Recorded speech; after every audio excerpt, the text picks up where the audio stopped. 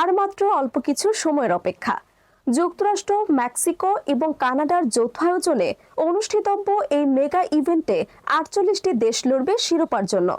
কিন্তু লড়াই শুরু হওয়ার আগেই দুই চিরপ্রতিদ্বন্দ্বী আর্জেন্টিনা ও ব্রাজিল দাঁড়িয়ে আছে সম্পূর্ণ বিপরীত মানসিকতার দুই মেরুতে। এদিকে আমোদে আর্জেন্টিনা, বর্তমান বিশ্ব চ্যাম্পিয়নরা পড়েছে তুলনামূলক সহজ গ্রুপ জেতে। বিশ্বকাপ জেতার পর থেকে লিওনেল মেসির নেতৃত্বাধীন এই শিবিরে বইছে কেবল আনন্দের বাতাস। স্কোয়ালিনি এনেছে স্থিতিশীলতা। আর্জেন্টিনা মাঠে নামবে চরম আত্মবিশ্বাস নিয়ে। তাদের লক্ষ্য একটাই, শিরোপা ধরে রাখা। অন্যদিকে বিপদে ব্রাজিল।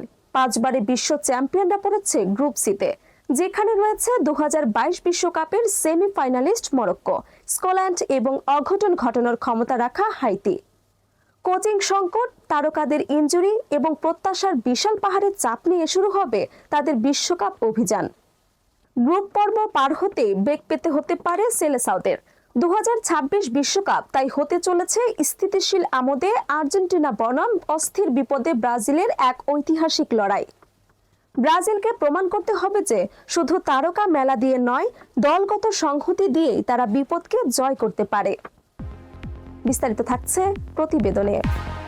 আর মাত্র অল্প কিছু সময় ৪৮টি দেশ ১২টি গ্রুপে বিভক্ত হয়ে যুক্তরাষ্ট্র, মেক্সিকো ও কানাডার যৌথ আয়োজনে অনুষ্ঠিতব্য এই মেগা ইভেন্টে অংশ নেবেন বিশ্ব রাজনীতির সুপার পাওয়ার যুক্তরাষ্ট্রের প্রেসিডেন্ট ডোনাল্ড ট্রাম্প আর বিশ্ব ক্রীড়াঙ্গনের সবচেয়ে প্রভাবশালী সংস্থার সভাপতি জিয়ান্নি ইনফান্তিনোর উপস্থিতি আয়োজনের উজ্জ্বলতাকেই নিয়েছে এক অনন্য উচ্চতায়।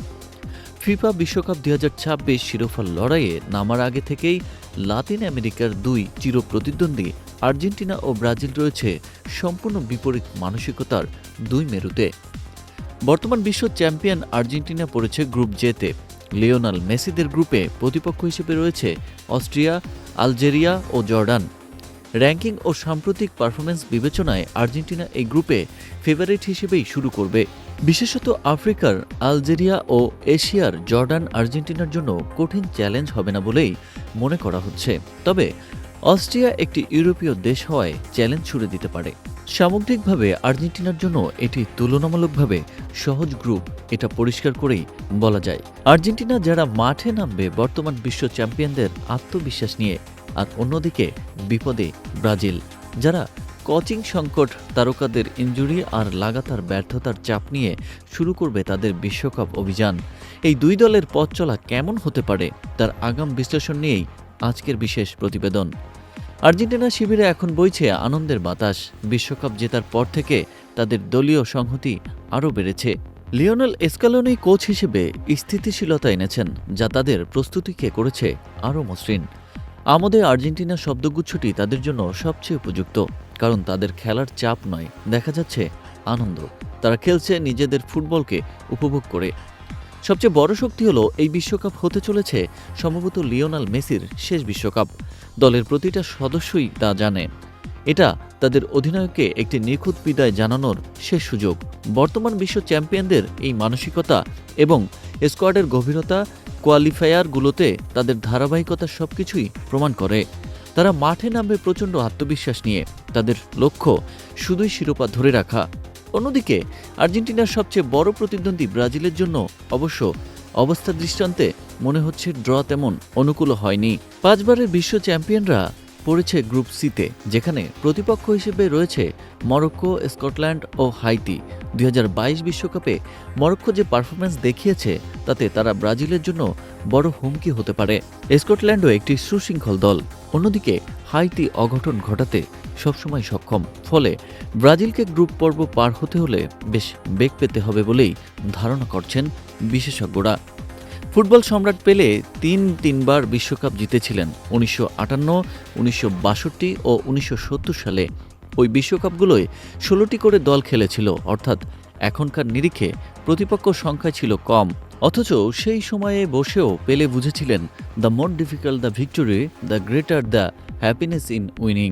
অর্থাৎ জয় যত কঠিন হয়, জেতার আনন্দ তত বেশি হয়। তবে এবার কি বিপদে ব্রাজিল? তাদের সমস্যা শুরু হয়েছে কোচের পালাবদল দিয়ে। সাম্প্রতিক সময় একাধিক কোচের অধীনে খেলা ব্রাজিল দল যেন এখনও তাদের নতুন কৌশল খুঁজে পায়নি। নেইমার, যিনি দলের প্রধান চালিকা শক্তি ছিলেন, তার বয়স এবং বারবার ইনজুরির কারণে নির্ভরতার জায়গাটি নড়বড়ে। ব্রাজিলের ডিফেন্সিভ সেটআপেও রয়েছে দুর্বলতা। যদিও তাদের স্কোয়াডে রদ্রিগো, ভিনিসিয়াস জুনিয়র এবং সাকার নতুন প্রভৃতিরা আছেন, কিন্তু দলের সামগ্রিক পারফরমেন্স দেখলে মনে হয় তারা প্রত্যাশার বিশাল পাহাড়ের নিচে চাপা পড়ে আছে। সমর্থকরা চাইছেন দল যেন দ্রুত তাদের সেই জায়গা বানিয়ে নিতে পারে বা সুন্দর ফুটবলের ধারায় ফেরে, কিন্তু স্থিতিশীল নেতৃত্বের অভাবে এই দলটি মাঠে নামবে একরাশ সংশয় এবং চরম মিডিয়া চাপের বোঝা নিয়ে। ধারণা করা হচ্ছে আর্জেন্টিনা তাদের গ্রুপ পর্ব সহজেই পার করে যাবে। স্ক্যালোনি সম্ভবত রক্ষণাত্মক শক্তিকে বজায় রেখে আক্রমণাত্মকভাবে দ্রুত পাসিং এবং মেসিকে কেন্দ্র করে খেলার কৌশল সাজাবেন। তারা খেলবে গোছানো নিয়মতান্ত্রিক ফুটবলে। কিন্তু ব্রাজিলের ক্ষেত্রে পরিস্থিতি হতে পারে সম্পূর্ণ ভিন্ন। তাদের গ্রুপ পর্বের ম্যাচগুলো হতে পারে অগ্নি পরীক্ষা। যে কোনো মাঝারি শক্তির দলের বিপক্ষেও তারা চাপে থাকতে পারে। তাদের খেলার ধরন হবে আরও বেশি অবাধ্য ও অপ্রত্যাশিত। ব্যক্তিগত নৈপুণ্যের ওপর নির্ভরতা বেশি থাকবে, যা বিপজ্জনক পরিস্থিতিতে দলকে ডুবিয়ে দিতে পারে। যদি তারা প্রথম রাউন্ডেই বড় অঘটন এড়াতে না পারে, তবে ব্রাজিলের এই যাত্রা শুরুতেই বড় সংকটের মুখে পড়তে পারে। 2026 বিশ্বকাপ তাই হতে চলেছে শৃঙ্খলা, স্থিতিশীল ও আত্মবিশ্বাসে ভরা আমোদে আর্জেন্টিনা বনাম প্রতিভা, অস্থিরতা ও প্রত্যাশার চাপে থাকা বিপদে ব্রাজিলের এক ঐতিহাসিক লড়াই।